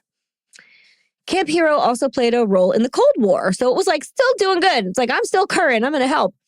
Quote, with the perceived threat being from a Soviet air attack, Camp Hero became one of the first 3 radar sites established on the northeastern coast. This is when we get the radar dish. This was around 1948. In 1951, Camp Hero was renamed the Montauk Air Force Station, which is not as cool. Yeah. Now I like Camp Hero and I'm attached to it. I know. They just changed it? Yes, because it's the Air Force Did now. they take like a poll or something? Well, I know. But it's not the Army Did or they the... ask the town? I know. They were like, The we're town the Air has no Force and we people? need our name on it. Yeah, the empty town. They were like, all in favor? That's everybody. Okay. Now, this place's official function was to be part of a nationwide early warning radar system. For 30 years, the Air Force used sophisticated radar and tracking equipment that was set up at the base. At the end of the Eisenhower administration in 1960, the first fixed surveillance radar system, the remnants that you still see today, the big giant dish, were installed at the site. The radar was Sperry-built, and the cage-like structure still stands overlooking the ocean atop the remains of a 7-story control building. So this building is tall. It doesn't go 12 stories into the earth, but it's pretty tall.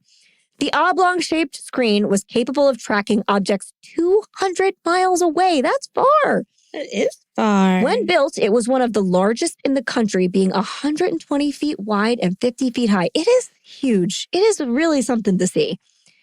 It's so big that I don't blame myself for thinking it couldn't be real. To this day, many at sea see the radar tower from out in their boats before they see anything else. During the Cuban Missile Crisis, the radar and tracking systems played a prominent role. Within 10 years, the base became obsolete. In 1978, the slow process of closing down the base began and concluded in the official closing in 1981. After that, the base was, in fact, kind of abandoned for a little while. It was just like kind of closed up and people left. However, it had been totally packed up and shut down. The guns were gone. The ammunition was gone. The supplies were gone. It's just kind of empty. There was nothing left behind, as though workers had just evaporated. But kids did absolutely poke around in there. It was monitored, but also it was the 80s. You could kind of do anything in the 80s. In 1984, quote, in 1984, the General Service Administration attempted to sell the entire facility to real estate developers, just like Plum Island. The Army's like, we're just going to sell this stuff. That's fine. Okay, bye. There's our tunnel. See you later. What? Nobody wants that. But local environmental activists protested, claiming that the site had many unique ecosystems and animal habitats. The remaining portions of the military reservation at Montauk were decommissioned. Most of the facility, including Camp Hero, was donated to the National Park Service, which then turned it over to the New York State Office of Parks, Recreation, and Historic Preservation. Yes. Love it. Portions not deemed environmentally sensitive were sold off for like developing like housing stuff. Yeah. That's what it was. Camp Hero remained largely undeveloped through the 1980s and the 1990s. In 1996, a feasibility study was undertaken to develop the site, on the site, a golf course. So they were like, let's see if we can make a golf course here. However, environmentalists, who were still there, were concerned that the golf course would impact a rare species of plants and endangered wildlife, such as the blue-spotted salamander and the eastern tiger salamander, and that the irrigation would deplete limited sources of groundwater on the peninsula. There are like 1 billion boring studies about that you are free to read. I've never seen the word loam used so many times in one document because I read a lot of them. Yeah. And they are boring and they are just about the ground. And then there was another study where they're like, the Army leaked like gasoline or petroleum into the ground.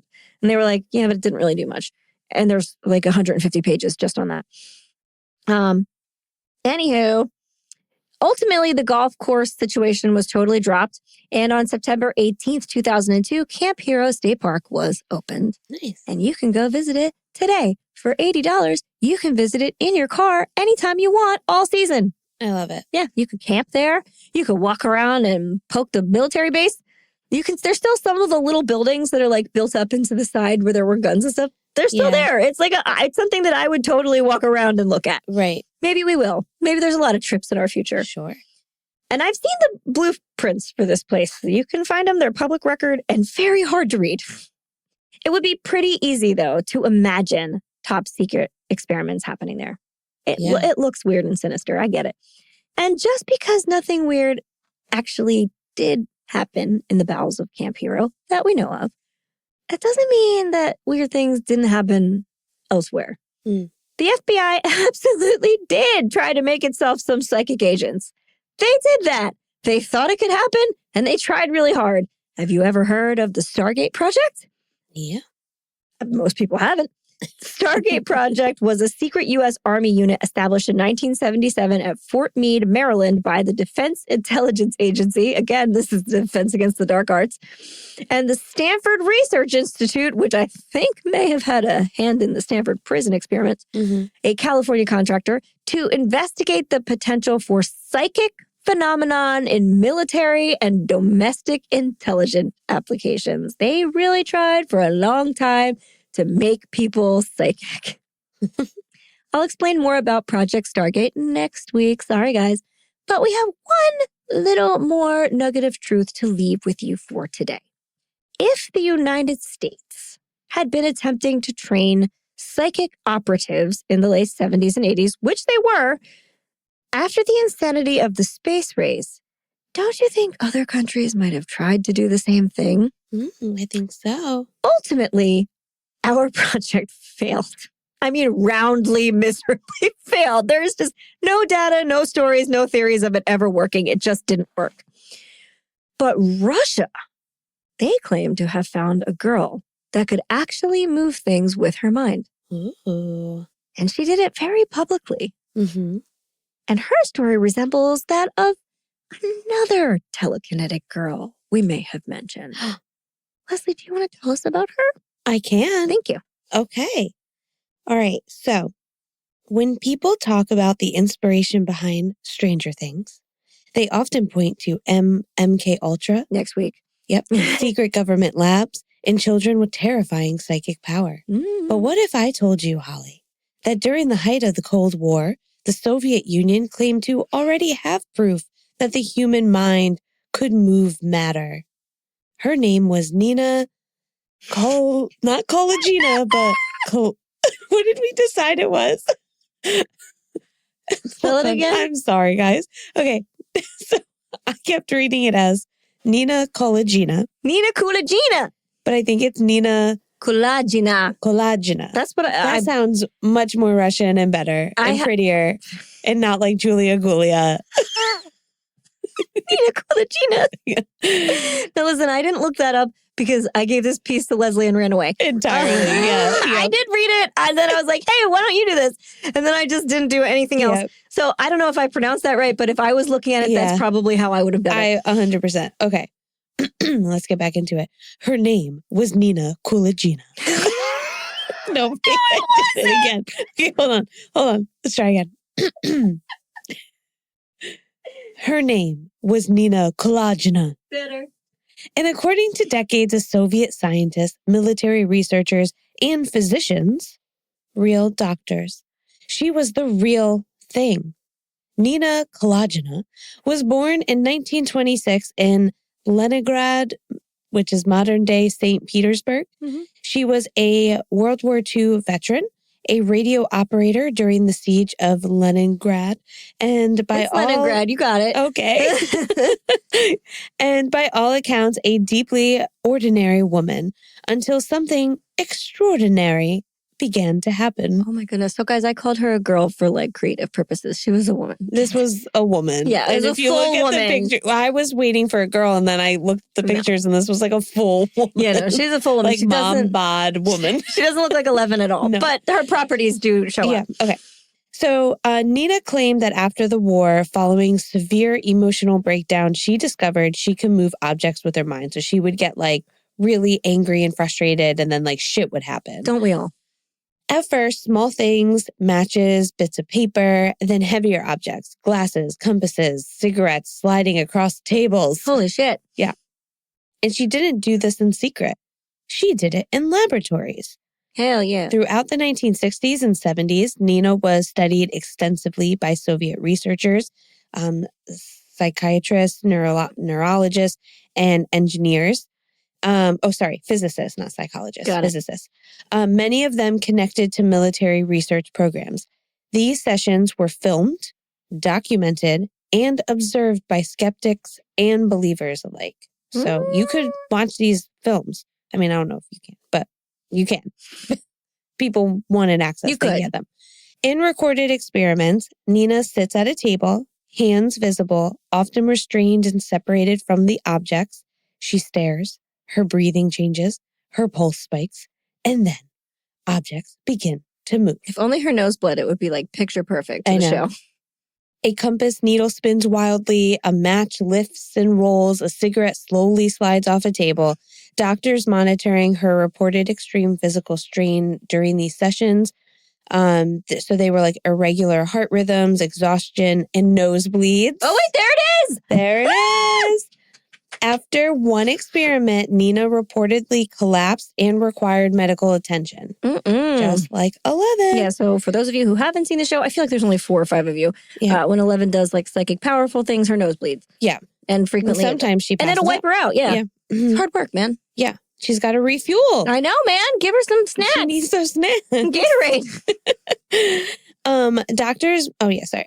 This wasn't presented as a parlor trick. This was like real shit. Yeah. The Soviets believed her abilities were biophysical, possibly electromagnetic, something the human body could generate under extreme focus. Like the shit in that bottle. At one point, she was studied for her alleged ability to alter heart rhythms in animals, even stopping a frog's heart during a controlled experiment. How'd you kill that frog, man? I don't know. So the Cold War wasn't just about missiles and nukes. It was about who could unlock the human mind first. Mm-hmm. And this is where the Stranger Things connection becomes chilling.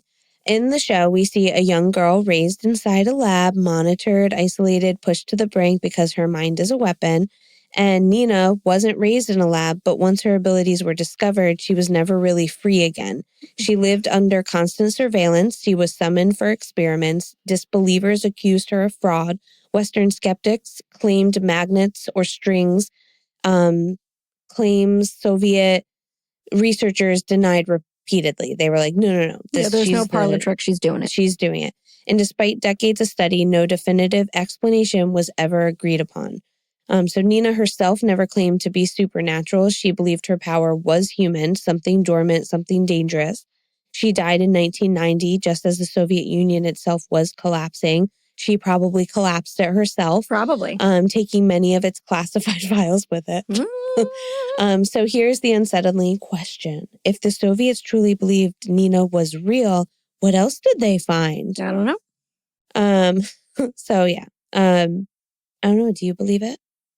There definitely was like a lawsuit where she ended up suing the government because they said they were like, it could be like strings and magnets, and she won that lawsuit. Nobody could prove it. So I don't know. I mean, yeah. So like we said, so there were plenty of skeptics, and they did not believe that she was doing anything paranormal. Western scientists and professionals, they spent decades arguing that her demonstrations were not psychic at all, but rather a combination of simple physics, a sleight of hand, and poor experimental controls. I remember you had even mentioned that like she might have just been like an incredible magician. Yeah. One of the most common explanations involves hidden magnets. Many of the objects Nina appeared to move, compasses, metal fragments, needles, could theoretically respond to magnetic forces. Skeptics pointed out that early Soviet experiments did not always include metal detectors, X-ray scans, or full body searches before testing. Another proposed method was fine, nearly invisible, fine, nearly invisible threads, similar to techniques used by stage magicians. Sure. Similar, critics noted that the grainy quality of the original Soviet footage made it difficult to rule out threads. Sure. Static electricity or subtle hand and body movements were also really hard to tell because of the way the film was. Yeah, I mean, if you've ever seen a really good magician, they can do some crazy stuff. I know. Like Penn and Teller, they're just I've seen so Justin fluid. Willman live, and I can't believe the stuff that he did. It was bananas. Yeah. Mm-hmm. I mean, we have a couple, there's like a magician that's like a bartender down here, and the shit that he does is wild. I mean, magicians are really impressive and convincing. So she could have been extremely talented at sleight of hand and some other tricks. Mm-hmm. It's possible. Perhaps most damaging to her credibility was the criticism that the experiments lacked proper controls by modern scientific standards. In many cases, researchers already believed in psychic phenomena. Observers were not blinded, and repeatability under stricter conditions was limited. In other words, skeptics argue that even if the demonstrations look convincing, the methodology itself makes the conclusions unreliable. There was also internal disputes within the Soviet Union. I don't know. It's basically like there were just skeptics, there were believers. And being able to repeat an experiment with the same results is kind of a big deal when it comes to science. You have to be able to do it more than once. Yeah. So, I don't know. I don't know either. I mean, there's also a school of thought that thinks that the Soviet Union really kind of amplified her for a time because they wanted that propaganda. They wanted to be like, we could do that. Right. Which is also believable. That was a big thing. I don't know. And if she was an awesome magician, like, good for her. Yeah. Man. But that's magic in and of itself. Right. At the end of the day, they couldn't disprove her. No, they couldn't. There's a lot of things that have been invented because of magicians. Sure. That have like pushed us forward. So maybe next week we should talk about some of those. Oh. Maybe that could be something you do next week. Okay. All right. Anyway, that is where we're going to leave you guys off with this installment. Next week, we're going to talk about government mind control and the very real things the United States government did for that. As I said, this week was pretty fanciful in a lot of ways. A lot of the theories were unprovable or fantastical. And next week, I mean, it all happened. It's all real. We can start off with our embarrassing like not mind control, our embarrassing attempts at making psychics, because we didn't do a good job. I mean, like, we would have done better with magicians. We just like tried to make people see things far away. Didn't work. Anyway. Oh, one last little bit before we end. The project in Stranger Things that they assigned to like how they made Eleven what she is was called the Nina Project. Oh, right. I didn't even think about that. Yep. That's why. Okay. That's fun, right? Yeah. So, toast? Toast. So many people! Oh my goodness. Most of them don't deserve a toast. Wait, no, we don't do toast till we finish the whole thing. Or it's just like all separate? I think these are all like enough that we can do a few toasts. Okay. Well, to Nina. Yeah, to Nina, 100%. She like the poor thing ended up basically just living in a laboratory. Yeah, whether she was like an awesome psychic telekinetic vessel or just a really freaking good magician, like, still good on her. That's pretty cool. But they kept her. They did, which is not nice. But I still like her. But then she took down the whole Soviet Union. I would love to rewrite it so like then she was like, and burned it all to the ground. Yeah, it's like just flames around her. Yeah, I would love for that to be her. Oh, I don't want to say no, wait. We don't know. We don't know anything else. But that was fun. I don't really know that there's anyone else I can toast. This is a very like, it doesn't be a general hero, maybe. Yeah. Generally hero. I know there's not a lot of like. I guess we always toast a hero. Yeah, there's not a whole lot of like super honorable people in this. Sure. So the Montauk Monster and the Montauk Monster and Jenna. Oh my God, that did me in. All right, Jenna. So cheers to those. Yeah. Okay. Any other cheers we need to do? Okay, and we do have a toast for a new patron. Hooray! To Autumn, thank you for becoming a best fiend. I hate that clunk, but toast. Autumn, we love you. Toast. Maybe John can add in a actual. A nice clink. Nothing we're drinking tonight's gonna clink nice. Oh, there we go. That's not bad. Toast and cheers to all. Yes, absolutely. And to next week, I'm excited. Yeah, and I'll sign us off this week, but bear in mind, this is a series of episodes. So we would just pick up where we left off next week. But also, I will not rely so heavily on the information we used this week, next week, that you can't possibly listen to them independently. Okay. Just as a favor to anyone who was gone for a little while and is like, I like this one. Yeah. So anyway, and if we wandered onto an abandoned military property in the middle of the night, we would be dead.